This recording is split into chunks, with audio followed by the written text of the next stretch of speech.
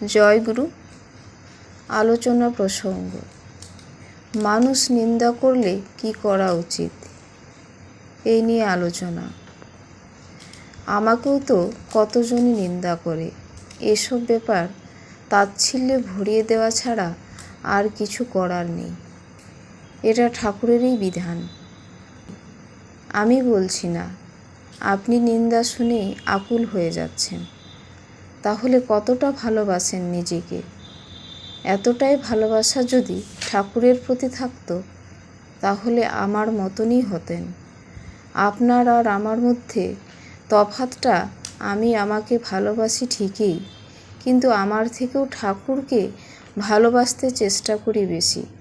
সেজন্য আমি হয়েও ঠাকুরের মতো হই। পরম পূজ্যপাদ শ্রী শ্রী আচার্যদেব।